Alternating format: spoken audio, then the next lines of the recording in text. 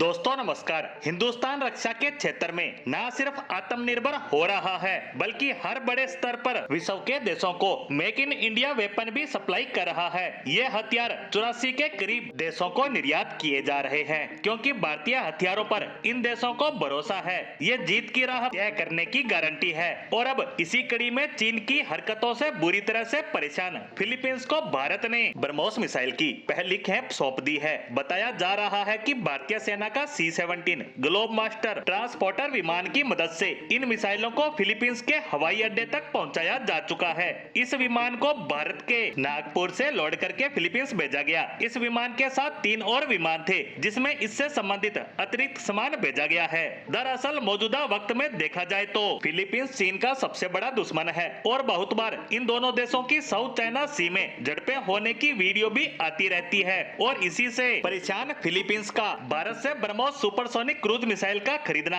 चीन के लिए किसी बड़े सदमे से कम नहीं है। बता दें कि फिलीपींस ने 2022 में भारत से ब्रह्मोस मिसाइल की खरीद को मंजूरी दे दी थी। भारत और फिलीपींस के बीच यह हथियार डील तकरीबन 37.49 करोड़ डॉलर की हुई। ब्रह्मोस की ताकत और चीन से लगातार बढ़ते खतरे को देखते हुए फिलीपींस ने ये कदम उठाया है और भारत के नजरिए से देखा जाए तो यह बड़ी सफलता इसलिए थी कि 290 किलोमीटर रेंज की इन मिसाइलों का निर्यात अपनी तरह का पहला समझौता था। वहीं अब बात करें ब्रह्मोस की ताकत की तो यह मिसाइल दुनिया की सबसे तेज क्रूज मिसाइलों में से एक है। ब्रह्मोस एक सुपरसोनिक गाइडेड क्रूज मिसाइल है, यानी एक बार टारगेट की ओर फायर होने के बाद अपने लक्ष्य को पूरी तरह से खत्म करके ही छोड़ती है। अगर बीच रास्ते में टारगेट ने अपना रास्ता बदल लिया तो मिसाइल भी अपना रास्ता बदलकर उस टारगेट का पीछा करती है। इसके अलावा भी ब्रह्मोस में बहुत सी खूबियां हैं जिनकी वजह से इसे भारत का ब्रह्मास्त्र कहा जाता है। इस मिसाइल की एक खासियत ये भी है कि यह